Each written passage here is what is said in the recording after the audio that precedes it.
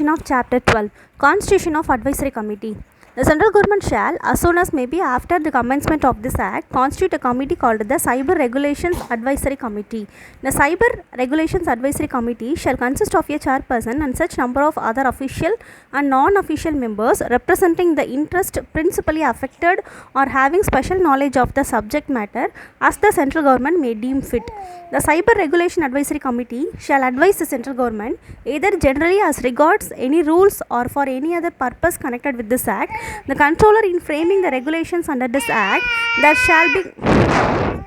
paid to the non-official member of such committee such travelling and other allowances as the central government may fix. Power of controller to make regulations. The controller may, after a consultation with the Cyber Regulations Advisory Committee and with the previous approval of the central government by notification in the official gazette, make regulations consistent with this Act and the rules made thereunder to carry out the purposes of this Act. In particular and without prejudice to the generality of the foregoing power, such regulations may provide for all and any of the following matters, namely, the particulars relating to maintenance of database containing the disclosure record of every certifying authority under Class M of Section 18,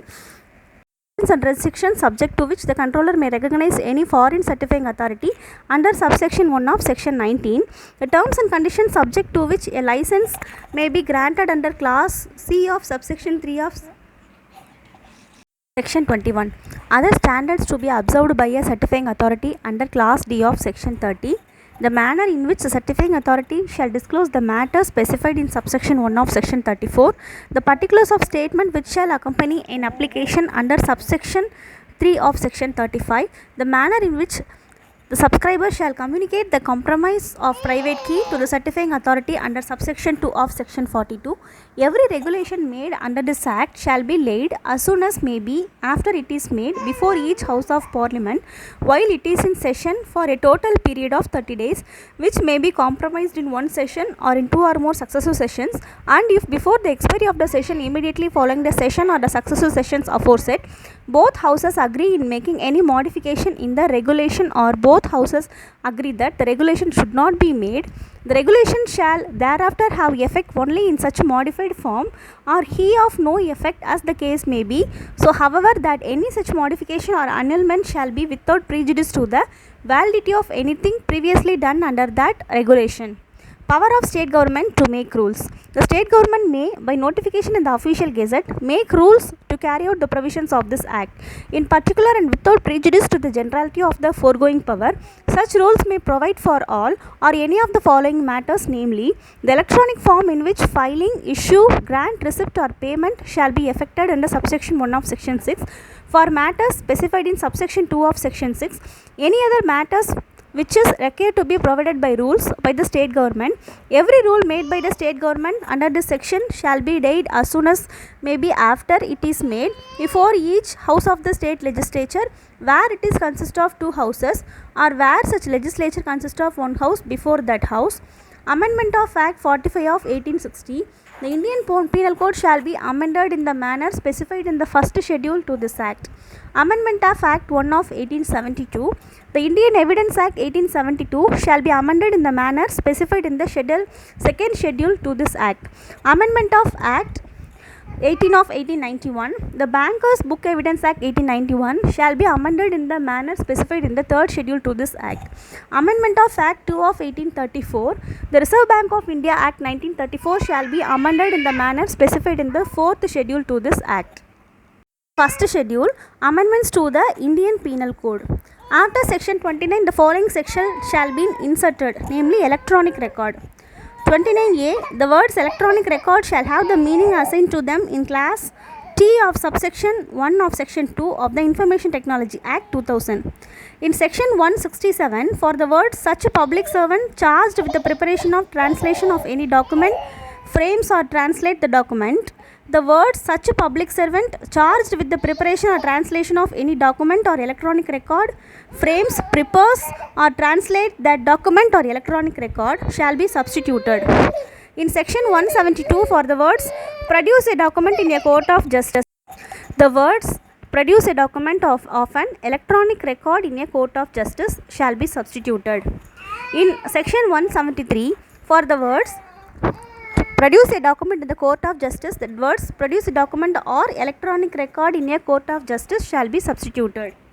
Section 175, for the word document at both the places where it occurs, the words document or electronic record shall be substituted. In section 192, for the words makes any false entry in any book or record or makes any document containing a false statement, the words makes any false entry in any book or record or electronic record or makes any document or electronic record containing a false statement shall be substituted.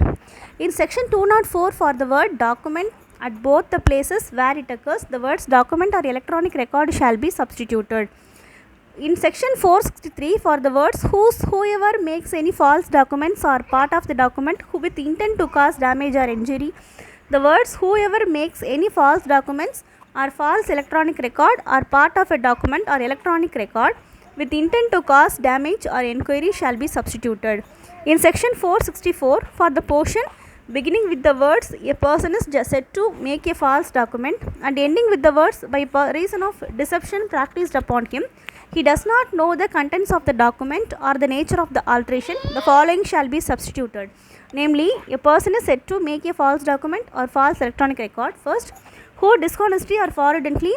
makes, signs, seals or executes a document or part of a document, makes or transmits any electronic record or part of electronic record, affixes any digital signature on an electronic record, makes any mark denoting the execution of a document or the authenticity of the digital signature with the intention of causing it to be believed that such document or part of document, electronic record or digital signature was made, signed, sealed, executed, transmitted or affixed by or by the authority of a person by whom or by whose authority he knows that it was not made, signed, sealed, executed or affixed, or secondly, who without lawful authority, dishonestly or fraudulently by cancellation or otherwise alters a document or an electronic record in any material part thereof after it has been made, executed or affixed with digital signature either by himself or by any other person, whether such a person be living or dead at the time of such alteration, or thirdly, who dishonestly or fraudulently causes any person to sign, seal, execute or alter a document or an electronic record or to affix his digital signature on any electronic record, knowing that such a person by reason of unsoundness of mind or intoxication cannot, or that by reason of deception practiced upon him, he does not know the contents of the document or electronic record of the nature of the alteration. After explanation 2, the following explanation shall be inserted at the end, namely, explanation 3, for the purposes of this expression, affixing digital signature shall have the meaning assigned to it in class D of subsection 1 of section 2 of the Information Technology Act 2000. In section 466, for the words whoever forges a document, the words whoever forges a document or an electronic record shall be substituted. The following explanation shall be inserted at the end, namely, for the purposes of this section, register includes any list, data or record of any entries maintained in this electronic form as defined in class R of subsection 1 of section 2 of the Information Technology Act 2000. In section 468, for the words document forged, the words document or electronic record forged shall be substituted. In section 469, for the words intending that the document forged, the words intending that the document or electronic record forged shall be substituted. In section 470, for the word document in both the places where it occurs, the words document or electronic record shall be substituted. In section 471, for the word document wherever it occurs, the words document or electronic record shall be substituted. In section 474, for the portion beginning with the words whoever has in his possession any document and ending with the words the document is one of the description mentioned in section 466 of this code, the following shall be substituted, namely, whoever has in his possession any document or electronic record, knowing the same to be forged and intending that the same shall fraudulently or dishonestly be used as a genuine shall if the document or electronic record is one of the description mentioned in section 466 of this code. In section 476, for the words any document, the words any document or electronic record shall be substituted. In section 477A, for the words book, paper, writing at both the places where they occur, the words book, electronic record, paper, writing shall be substituted.